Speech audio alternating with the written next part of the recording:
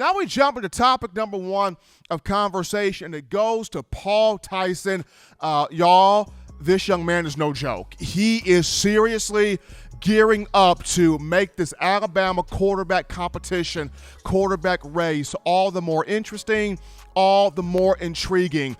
We had a chance to last week feature LaVell Durant, the elite quarterback developer out of Seattle, Washington, on the show, and Durant spoke to me and spoke to us about how he would be in Tuscaloosa, in Alabama, on last week working with Tyson. He was at the campus over the weekend at the indoor practice facility, and he worked with Paul on not just the passing mechanics, but the footwork, the accuracy, just the overall just package here on being a successful quarterback just on the field. And as you're watching this video play on screen right now, you are seeing Paul make a number of different throws. You're seeing the footwork, and just the footwork in itself, his ability to move his feet smoothly, fluently, within the pocket, climbing the pocket, going from side to side. It's as if his feet, his arm, his eyes, everything is in one synchronized motion. He's making throws downfield. He's making all the throws downfield. The accuracy within the throws, the arm strength, putting the ball out there. You're seeing him change speeds, change velocities, change tempos. It's good to see right now. It is really good to see right now. And of course, Durant has spoken to me on a number of different occasions that Tyson can make all the throws on the field. He can put the ball directly on the receivers. He can lead them with pinpoint accuracy, precision, and ball placement. He can do everything that you want to see done for him to be a starting quarterback in college football, most importantly, a starting quarterback at the University of Alabama. And when you talk Paul, 6'5", 235 pounds. And also when you talk Paul, when he came out of Hewitt-Trussfield High School as a four-star in the 2019 class, more than 6,500 passing yards for him, 69 touchdowns to just 13 interceptions. And I remember about 3 to 4 years back, so this would be Paul's either junior or senior year at Hewitt-Trussfield, I locked myself in my office with nothing but 2 bottles of Gatorade. And I religiously, for the fun of it, put on Paul Tyson film, and I'm studying this film frame by frame, bit by bit, angle by angle, piece by piece. And as I'm watching this film, as I'm in my intense study of this film here, I'm thinking to myself, there are four pro quarterbacks in Paul Tyson's game in terms of current guys and guys and former players. There are 4 NFL quarterbacks in Paul Tyson's game when I took down that film 3 to 4 years ago. The guy has the body of Ben Roethlisberger. He's got the footwork of Aaron Rodgers to me. He's got the mentality of Tom Brady, and he's got the arm talent in terms of accuracy, precision, strength, placement, the ability to change the torque and the speed and the touch. In terms of just arm mechanics, he's got the arm mechanics of a young Phillip Rivers mixed with Drew Brees. And I said this 3 to 4 years ago, and I'm sticking by exactly what I said, especially when you look at the clip here, on screen, the footwork, him being able to shuffle his feet, maneuver within the pocket, and then being able to even go outside the pocket and extending the play on a little bit of a throw there that he has here, on this film. And not just the footwork, but also having that ability to just shoot the ball out there. Bryce Young's got athleticism. Bryce Young's got mobility. Bryce Young's got the ability to create some magic, but Paul Tyson, he is shooting that ball out there. He is launching that ball 70 to 80 yards with no problem.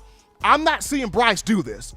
I'm not seeing Bryce shooting this ball out here 70 to 80 yards, accurate, with precision, with touch, with velocity, with the ability to change speeds. I'm not seeing Bryce do this the way Paul is shooting and rocketing this ball out there. And the confidence, that's the big part, and the confidence of which he is doing this in. He is putting himself in the mindset right now to make this quarterback race, this quarterback competition, all the more interesting, all the more intriguing, from spring ball going down into summer workouts, fall camp, and most importantly, the upcoming season. And just to me for a second here, Tyson was born to do this. He was born to be an Alabama football starting quarterback. I mean, even with, his great-grandfather being Paul Bear Bryant here, Paul Tyson came out the womb with a houndstooth hat, a football, and a national championship trophy. Paul Tyson came out the womb with all of those things. He came out the womb ready to go. And to me, you don't have to explain. With other people, Nick Saban has to explain the Bama factor and stress the Bama factor and show clips and show footage and show video of the Bama factor. The factor is written all over Paul Tyson's face. He is the Bama factor.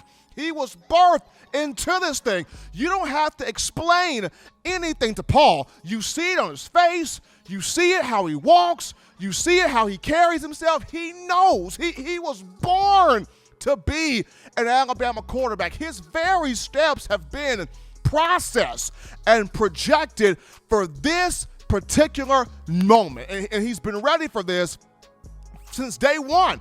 I mean, he's been preparing for this better than Ben Affleck, Will Smith, and Matthew McConaughey have been preparing for movie roles. I mean, Paul Tyson has been waiting for this very moment since birth. And it's almost like when Tom Brady was preparing to be a starting quarterback for the New England Patriots. He had been preparing for that moment since his days in the backyard playing with his dad. Tom Brady had been preparing for this moment since his days at Michigan, when he had to fight through different quarterbacks to grab the starting job, and upon grabbing the starting job, having to fend off the likes of Drew Henson to keep the starting job. But Tom Brady was even preparing for this while he was on the bench for the Patriots and Drew Bledsoe was the starter. So he worked for that moment. And the same thing here with Paul Tyson. He's been working toward this moment his entire life. And the best thing that could have happened to him, and I mentioned this before, was the performance that Mac Jones had a season ago. Paul is Mac with a bigger body and an even more livelier arm. And we have seen under Nick Saban that you don't need the overly athletic, you don't need the 5-star all the time to win a national championship. You don't need it all the time. We saw other guys come through this program that were not necessarily 5-stars, but won national championships. And when I look at Paul, this dude right here, bigger than the name. Legacy name, but he's putting in the work to show you, I'm more than just Bear Bryant's grandson. Let me show you, but I'm going to take this team and win a national championship with this team. Last but not least, people, I'm not going to call myself an Alabama quarterback prophet by any sense of the imagination, but since 2014, I'm 3 for 3.